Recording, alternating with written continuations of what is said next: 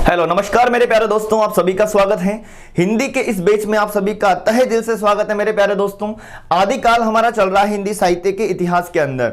आदिकाल में इससे पहले की कक्षा में हमने काफी सारा पढ़ लिया था। आज हम देखते हैं आगे की तरफ। आदिकाल में हम आगे की तरफ बढ़ेंगे, जैसे आगे सिद्ध साहित्य, नाथ साहित्य, रासो साहित्य, एक एक करते हुए आगे की ओर चलेंगे। तो सबसे पहले आज सिद्ध साहित्य देखेंगे। उससे पहले कल की कुछ बात बची हुई थी, उसको कवर करते हैं। देखो, आदिकाल की शैलियां, मोस्ट इंपोर्टेंट क्वेश्चन बन रहा है इस जगह से भी, ठीक है ना। आदिकालिक की जो शैलियां थी, इस जगह से पिछली बार भी क्वेश्चन बन के आया था। तो आदिकाल की दो शैलियां हैं मेरे प्यारे दोस्तों। कितनी शैलियां हैं बताओ? दो शैलियां हैं आदिकाल की। कौन कौन सी? एक तो है डिंगल शैली। कौन सी शैली प्यारे दोस्तों? एक तो है डिंगल शैली, और आदिकाल की एक शैली है पिंगल शैली। एक तो कौन सी है बोलो? डिंगल शैली है सर। एक कौन सी है? पिंगल शैली है। अब सर डिंगल शैली किसे कहेंगे और पिंगल शैली किसे कहेंगे, ये देखिएगा। डिंगल शैली के अंदर क्या रहेगा? अपभ्रंश के साथ साथ राजस्थानी शब्दों का प्रयोग किया जाता है। भाई, अपभ्रंश के साथ साथ अगर राजस्थानी शब्दों का प्रयोग किया जाता है तो वो डिंगल शैली कहलाएगी, ठीक है। अगर अपभ्रंश के साथ ब्रज भाषा के शब्दों का प्रयोग होता है, यहां से क्वेश्चन बना था पिछली बार, ठीक है ना। देखो, आदिकाल की शैलियों के अंदर डिंगल शैली किसे कहेंगे? अगर अपभ्रंश के साथ राजस्थानी शब्दों का प्रयोग होगा। अगर अपभ्रंश के साथ राजस्थानी शब्दों का प्रयोग होगा तो डिंगल शैली कहलाएगी। अगर अपभ्रंश के साथ ब्रज भाषा का प्रयोग होगा तो पिंगल शैली कहलाएगी। ये चीज आपको ध्यान रखनी है। किसका प्रयोग रहेगा इसमें? ब्रज भाषा के साथ प्रयोग रहेगा अपभ्रंश का, ठीक है ना। देखो, जो डिंगल शैली होती है ना प्यारे दोस्तों, ये जो डिंगल शैली होती है, ये कठोर कर्कश शब्दावली होती है। एक तरह से क्या होती है? कठोर कर्कश शब्दावली होती है। और पिंगल जो शैली होती है, इसका प्रयोग कोमल कांत के लिए किया जाता है, और डिंगल शैली का प्रयोग कठोर कर्कश शब्दावली के लिए किया जाता है। दोनों बातें मोस्ट याद रखना। सर कैसे याद रखेंगे? डिंगल शैली मेन ये याद रखना, अपभ्रंश के साथ राजस्थानी शब्दों का प्रयोग, और पिंगल शैली में कौन सी भाषा का? ब्रज भाषा के शब्दों का प्रयोग। ये दोनों बातें आपको अच्छे से याद रखनी है। अब बढ़ते हैं आगे की ओर, देखिएगा। अब आगे बात करेंगे, आदिकालीन सभी साहित्य को प्रवृत्तियों के आधार पर वर्गीकृत किया गया है। मतलब आदिकाल की प्रवृत्तियों को अलग अलग भागों में बांटा गया है। किस तरह से? देखो, आदिकालीन जो सभी प्रवृत्तियां हैं, अब सारा हमें पढ़ना है। ये देखो, आदिकालीन सभी साहित्य को प्रवृत्तियों के आधार पर वर्गीकृत किया गया है अलग अलग भागों में। देखो, एक तो है धार्मिक साहित्य। कौन सा साहित्य? एक तो है धार्मिक साहित्य, एक जानेंगे हम लौकिक साहित्य, और एक जानेंगे रासो साहित्य। अब धार्मिक साहित्य में हम क्या क्या पढ़ेंगे? एक तो पढ़ेंगे प्यारे दोस्तों क्या? सिद्ध साहित्य पढ़ेंगे, और एक पढ़ेंगे नाथ साहित्य, और एक पढ़ेंगे जैन साहित्य। ये सब प्रवृत्तियां किसकी हैं? धार्मिक साहित्य की है। मतलब आदिकाल के साहित्य की अगर प्रवृत्तियों के आधार पर हम वर्गीकृत कर रहे हैं, एक तो धार्मिक साहित्य हो गया, एक लौकिक साहित्य हो गया, और एक रासो साहित्य हो गया। धार्मिक साहित्य के अंदर हम जो पढ़ने वाले हैं वो क्या क्या है?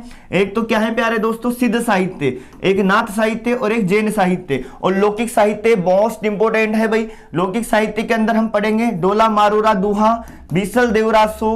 बीसल देवरासो आप इधर भी पढ़ोगे, वीर काव्य के अंदर भी, ये यहां भी पढ़ोगे आप रासो के अंदर भी।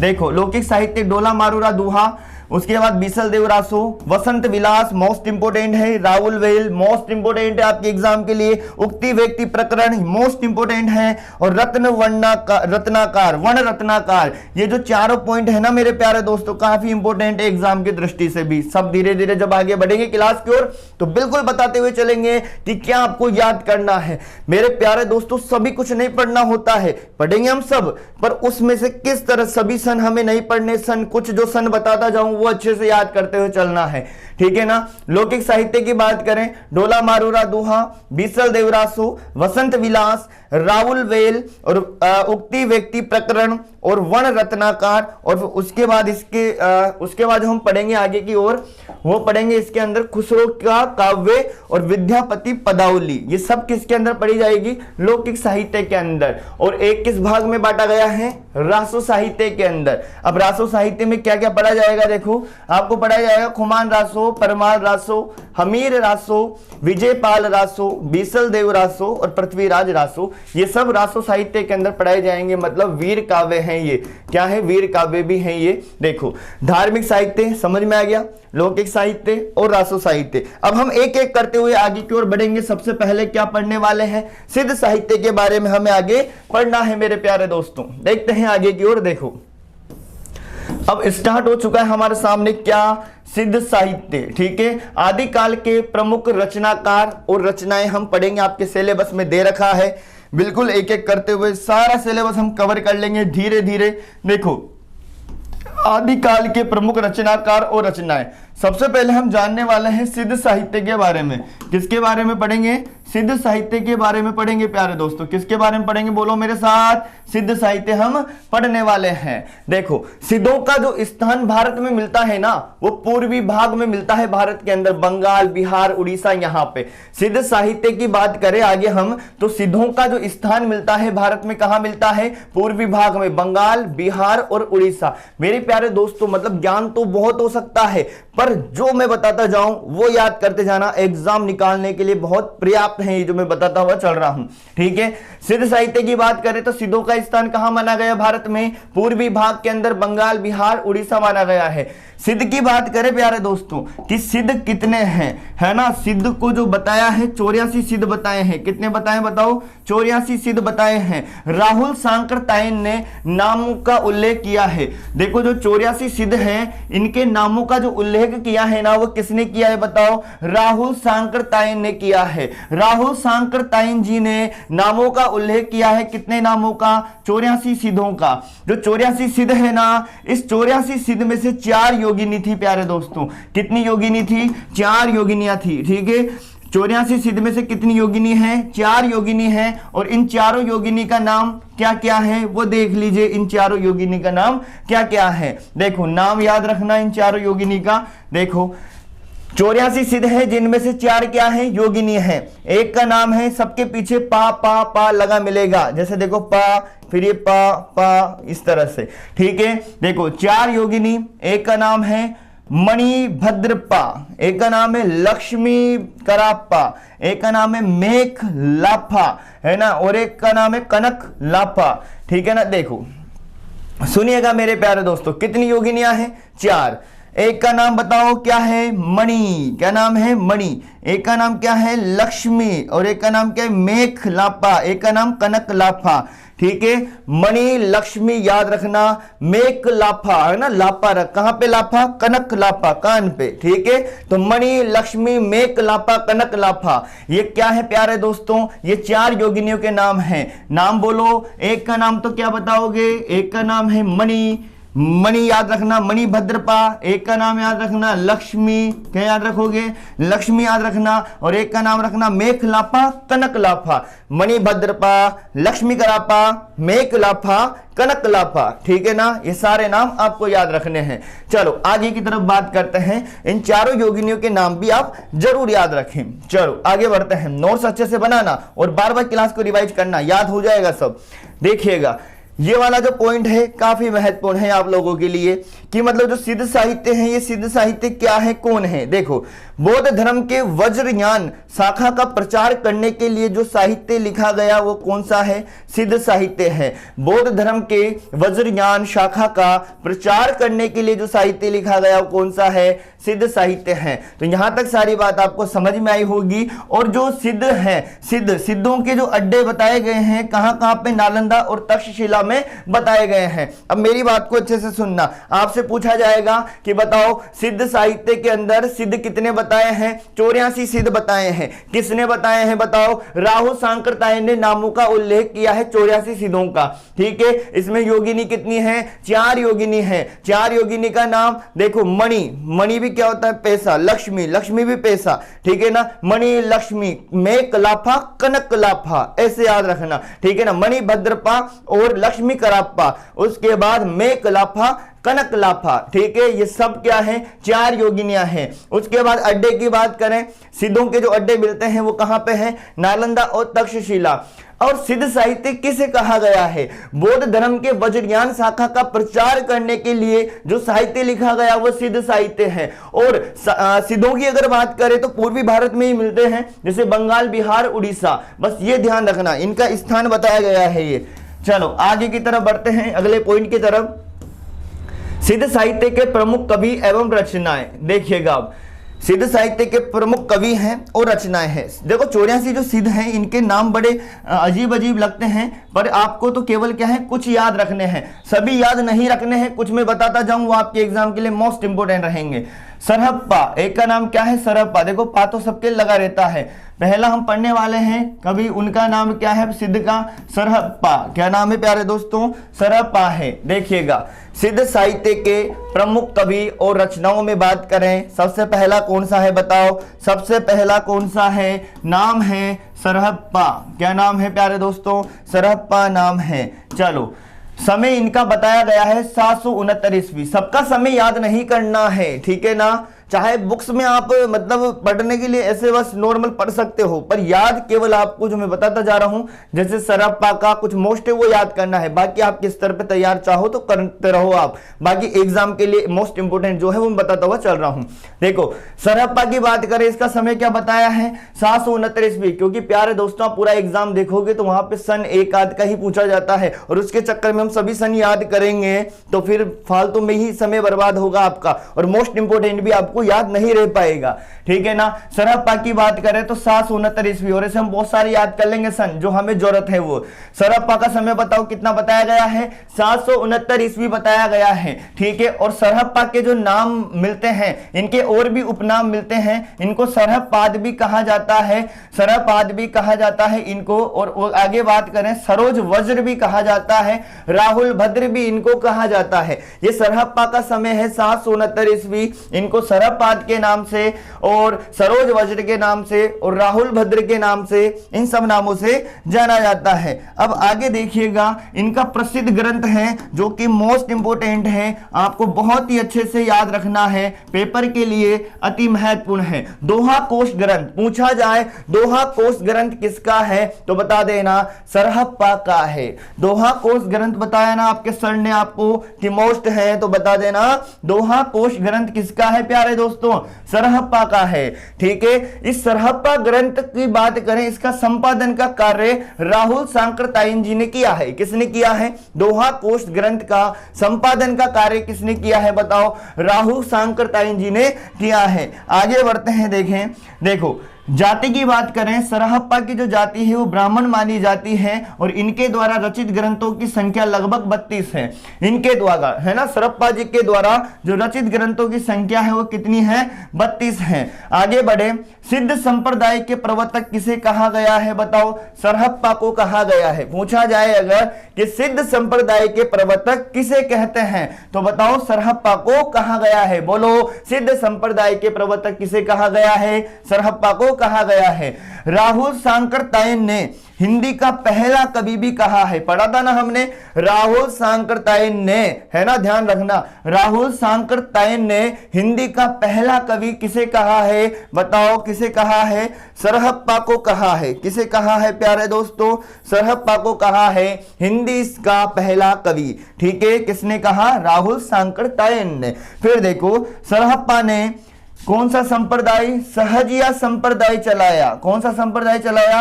सहजिया संप्रदाय चलाया। आपसे पूछा जाए कि सहजिया संप्रदाय किसने चलाया तो बता देना सरहप्पा ने चलाया है, ठीक है। और इसकी बात करें आगे की तरफ सरहप्पा जी की, इनका जो काव्य है वह खंड काव्य श्रेणी में शामिल किया जाता है। इनका काव्य किस में शामिल किया जाता है?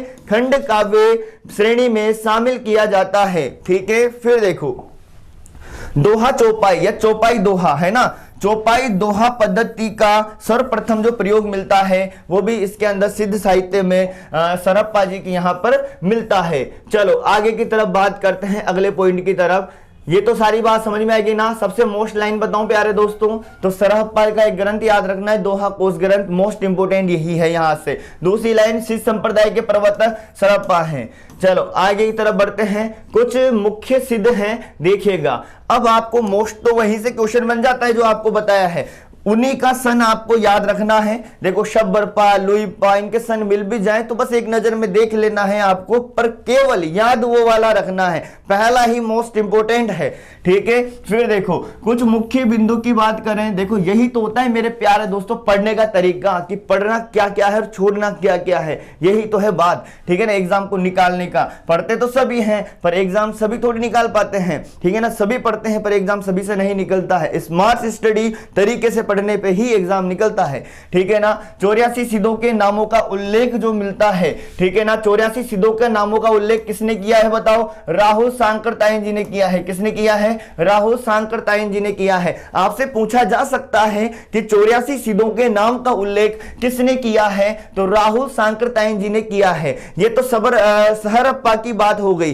ठीक है ना। अगला देखो, सरहप्पा तो आपने पढ़ लिया है, क्या पढ़ लिया है? सरहप्पा आपने पढ़ लिया है। अब उनके बाद जो आ रहे हैं वो है शबरपा।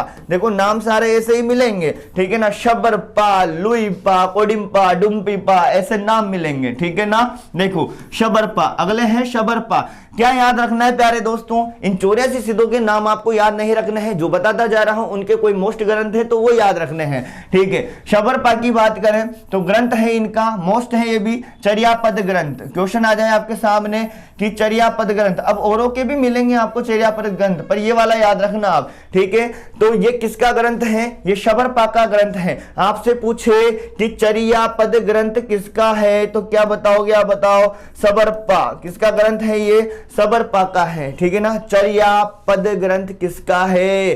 चर्यापद ग्रंथ किसका है प्यारे दोस्तों? शबर करो, शबर करो, शबरपा का है। किसका है? शबरपा का है। चर्यापद ग्रंथ किसका है? शबरपा का है, ठीक है। ये सरहप्पा के शिष्य हैं, मतलब ये जैसे नीचे चलते जा रहे हैं तो इनके ऊपर गुरु गुरु गुरु चलते जा रहे हैं। मतलब इनके पहले आपने सरहप्पा पढ़ा है तो ये किसके शिष्य हो गए? सरहप्पा के शिष्य हो गए। देखो एक तो इनका ग्रंथ है चर्याप्रद, एक का नाम है वज्र योगिनी साधना, ठीक है ना। वज्र योगिनी साधना किसने करी? शबरपा ने, ऐसे याद रखना। वज्र योगिनी की साधना किसने करी? शबरपा ने करी। ये ग्रंथ है किनका? शबरपा का ग्रंथ है ये भी, ठीक है। और ये भी ग्रंथ है महामुद्रा वज्र गीति, याद रखना, महामुद्रा वज्र गीति, ये भी किसका ग्रंथ है? ये भी शबरपा का ग्रंथ है। पूछा जाए दोहा कोश किसका है तो ध्यान रखना सरहप्पा का है, ठीक है। पूछा जाए चर्यापद ग्रंथ किसका है तो शबरपा का है, ठीक है ना। चलो, और इनका ग्रंथ वज्र योगिनी साधना और महामुद्रा वज्र गीति, ये सब क्या है? इनके ग्रंथ है। अगले की बात करें अपन, लुईपा, ठीक है ना। एक तो निकल गया सरहप्पा, फिर शबरपा, ठीक है ना। एक तो पढ़ लिया आपने क्या? सरहप्पा पढ़ लिया एक तो, ठीक है ना। उसके बाद आपने प्यारे दोस्तों क्या पढ़ लिया है? शबरपा पढ़ लिया है। क्या पढ़ लिया? शबरपा पढ़ लिया। अब उसके बाद आप क्या पढ़ने वाले हो? उसके बाद पढ़ने वाले लुईपा। क्या पढ़ने वाले हो? लुईपा पढ़ने वाले हो। देखो यहां पे बात करें अपन आगे तो लुईपा का ग्रंथ याद रखना, यहीं से याद रह जाएगा तो लुईपाद है ना, लुईपाद गीतिका ग्रंथ, ठीक है ना। इनका ग्रंथ कौन सा है? लुईपाद गीतिका। इसलिए सबसे ज्यादा मोस्ट दोहा कोश ही है मेरे प्यारे दोस्तों। देखो इसमें तो नाम से ही निकल जाएगा, ठीक है ना, लुईपाद गीतिका ग्रंथ। अब इसके पहले कौन थे? इनके पहले कौन थे प्यारे दोस्तों? शबरपा थे। तो ये शबरपा के शिष्य हो गए। इनका जन्म कायस्थ परिवार में हुआ था राजा धर्मपाल के शासनकाल में। ये ध्यान रखना आप, लुईपा का जन्म किस परिवार में? कायस्थ परिवार में। अब सबके जन्म नहीं याद करने आपको, एक साथ में जो भी कवि के नाम, जन्म और जो भी स्थान याद कराने में एक साथ याद कराऊंगा ये, ताकि आप बार बार बीच में डिस्टर्ब ना हो, ठीक है ना। जैसे हमें जिनके भी सन याद करने हैं, मतलब जैसे आचार्य रामचंद्र शुक्ल, हजारी प्रसाद द्विवेदी, जिन भी कवियों के हम जन्म वगैरह, स्थान वगैरह जो भी याद करेंगे वो सब एक लिस्ट में एक साथ ट्रिक से याद करेंगे प्यारे दोस्तों, ठीक है ना, ताकि दिक्कत नहीं आए बार बार, ठीक है। देखो लुईपा की बात करें, जन्म कायस्थ परिवार में हुआ है। ये मोस्ट लाइन, ये है मोस्ट लाइन, ध्यान रखें। सिद्धों में सबसे ऊंचा स्थान, सिद्धों में सबसे ऊंचा स्थान किसका माना गया है?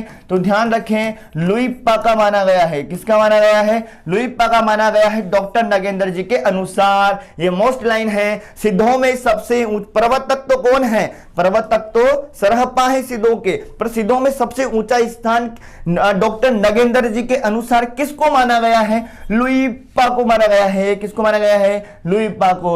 अगर सिद्धों का सबसे ऊंचा स्थान आपसे पूछा जाए प्यारे दोस्तों, आपको नहीं आए तो लुईपा क्या नाम आएगा बताओ, लुईपा नाम आ जाएगा, ठीक है ना। डॉक्टर नागेंद्र जी के अनुसार सबसे ऊंचा स्थान लुईपा को माना गया है। किस देखो लुईपा के बाद आगे बात करते हैं हम।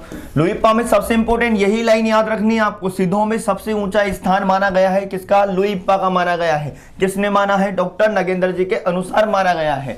अब लुईपा के बाद आगे आते हैं मेरे प्यारे दोस्तों, अगले हैं देखो 84 सिद्ध हैं। 84 सिद्धों के ही नाम आपको याद नहीं रखने हैं, जो मैं बता रहा हूं ये इतने आपको जरूर याद रखने हैं, ठीक है। देखो अगले हैं डोमपीपा, क्या नाम है, डोमपीपा नाम है। इनका ग्रंथ है योगचर्या, अक्षर द्विकोपदेश और चर्या पद, ठीक है। पहले भी पढ़ा आपने चर्या पद, और यहां भी याद रखें योगचर्या, अक्षर द्विकोपदेश और चर्या पद। कुल संख्या की बात करें इनके ग्रंथों की तो 21 ग्रंथ लगभग हैं इनके, किनके, डोमपीपा जी के।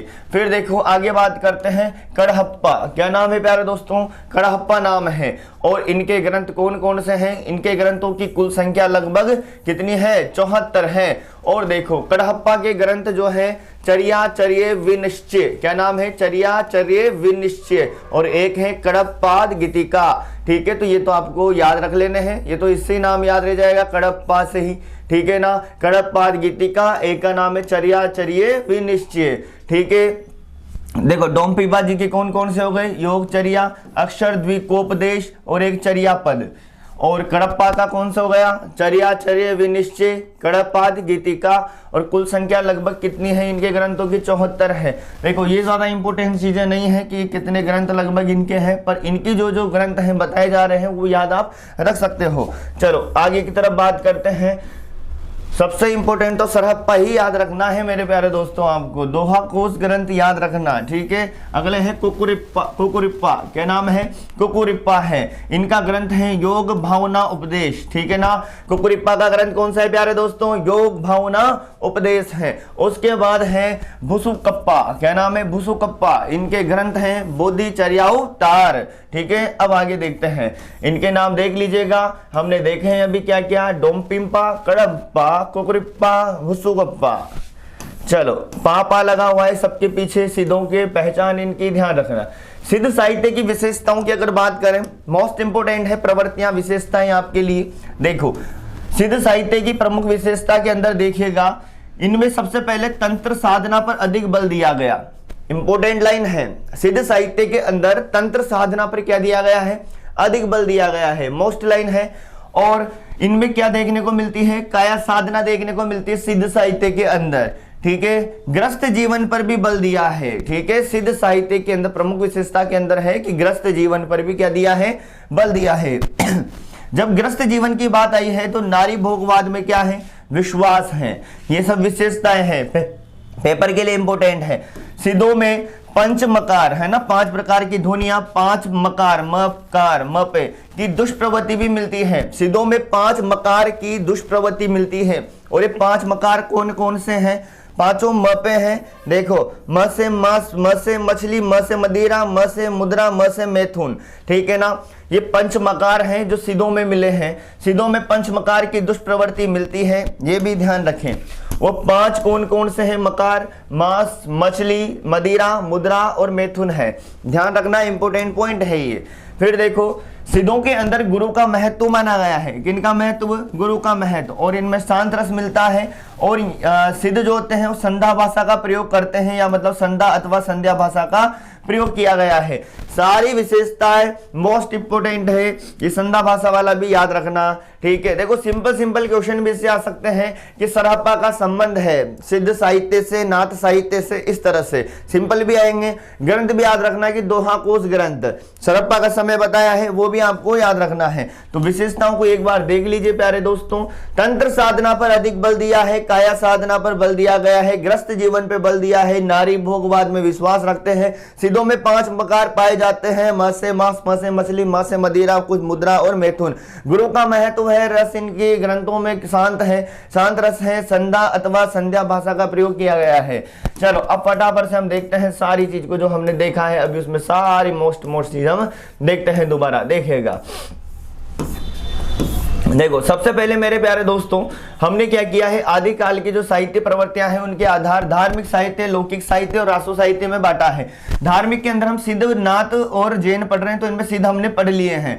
लौकिक साहित्य के अंदर डोला, मारूरा, दोहा, बिसल, देवरासो, वसंत विलास, राउल, वेल है ना, उक्ति, व्यक्ति प्रकरण, वर्ण रत्नाकार, खुसरो का काव्य, विद्यापति की पदावली सब मोस्ट है। रासो साहित्य के अंदर कुमार रासो, परमार रासो, हमीर रासो, विजयपाल रासो, बिसल देव रासो और पृथ्वीराज रासो। देखो बिसल देव रासो यहाँ भी है और बिसल देव रासो यहाँ भी है, क्योंकि ये वीर काव्य भी है और ये श्रृंगार के अंदर भी आता है। चलो आगे की तरफ बात करते हैं अगले पॉइंट पे। देखो आदिकाल के प्रमुख रचनाकार की बात करें हम, सिद्ध साहित्य के अंदर सिद्ध कितने मिले हैं, 84 सिद्ध मिले हैं। ध्यान रखना प्यारे दोस्तों, कितने सिद्ध, 84 सिद्ध मिले हैं। और राहुल सांस्कृतायन ने नामों का उल्लेख किया है 84 सिद्धों का, जिनमें 4 योगिनियां मिलती हैं, मणिभद्रपा, लक्ष्मीकरापा, मेकलापा, कनकलापा, ठीक है। और सिद्धों के अड्डे मिलते हैं नालंदा और तक्षशिला में। और सिद्धों का जो स्थान बताया गया भारत में पूर्वी भाग में, बंगाल, बिहार, उड़ीसा में बताया गया है। 84 सिद्धों के नाम किन्होंने उल्लेख किए हैं, राहुल सांकृतायन ने। उसके बाद देखो बौद्ध धर्म के वज्रयान शाखा का प्रचार करने के लिए जो साहित्य लिखा गया वो क्या है, सिद्ध साहित्य है। चलो आगे की तरफ बढ़ते हैं। फिर उसके बाद हमने देखा है सिद्ध साहित्य के प्रमुख कवियों रचनाओं के अंदर सबसे पहले देखा है सरहप्पा देखा है मेरे प्यारे दोस्तों। क्या देखा है, सरहप्पा देखा है। सरहप्पा का समय याद रखना 769 ईस्वी। क्या याद रखोगे, 769 ईस्वी। सरहपाद, सरोज वज्र और राहुल भद्र भी इनके नाम है, ठीक है ना। इनका ग्रंथ है दोहा कोश ग्रंथ है। ध्यान रखना ये वाला पॉइंट, क्या कौन सा ग्रंथ है इनका, दोहा कोश ग्रंथ है। सिद्ध संप्रदाय के प्रवर्तक कौन है प्यारे दोस्तों, सरहप्पा है। कौन है, सरहप्पा है। सिद्ध संप्रदाय के प्रवर्तक कौन है, सरहप्पा है। उसके बाद राहुल सांकृतायन ने हिंदी का पहला कवि भी कहा है। राहुल सांकृतायन ने हिंदी का पहला कवि किसे कहा है बताओ, हिंदी का पहला कवि सरहप्पा को कहा है। सरहप्पा ने सहज संप्रदाय चलाया है, खंड काव्य श्रेणी शामिल किया गया है, दोहा चौपाई पद्धति का सर्वप्रथम प्रयोग हुआ है। ये सारी बातें आपको याद रखनी है। उसके बाद देखते हैं आगे, हमने देखे हैं 84 सिद्धों के नामों का उल्लेख हो गया, राहुल सांकृतायन जी ने दिया है। सबरपा चर्यापद ग्रंथ याद रखना, लुईपा हो गया, लुईपाद गीतिका ग्रंथ याद रखना, ठीक है। सिद्धों में सबसे ऊंचा स्थान माना गया है लुईपा का, ये याद रखना। फिर देखो डोमपिप्पा की बात करें, कड़प्पा की बात करें, कुकुरिप्पा और भुसुकप्पा, ये नाम याद रखने हैं आपको। फिर देखो आगे बात करें सिद्ध साहित्य की प्रमुख विशेषताएं, तंत्र साधना पे अधिक बल, काया साधना, ग्रस्त जीवन, नारी भोगवाद, सिद्धों में 5 मकार, मांस, मछली, मदिरा, मुद्रा, मैथुन, गुरु का महत्व, शांत रस, संध्या भाषा का प्रयोग, ठीक है। धन्यवाद मेरे प्यारे दोस्तों। क्लास कैसी लगी कमेंट करके जरूर जाएं, ठीक है ना। अगर क्लास के अंदर किसी भी प्रकार की त्रुटि रह जाती है, किसी कारणवश भूल वंश, तो उसको आप टेंशन ना लें, अगली क्लास में उस चीज को बता दिया जाएगा। देखो गलती नहीं होती है, पर फिर भी अगर हो जाए तो आप किसी भी प्रकार की समस्या अगर क्लास की रहे तो उस समस्या को अगली क्लास के अंदर देखने का प्रयास करें, ठीक है ना। ठीक है, धन्यवाद मेरे प्यारे दोस्तों।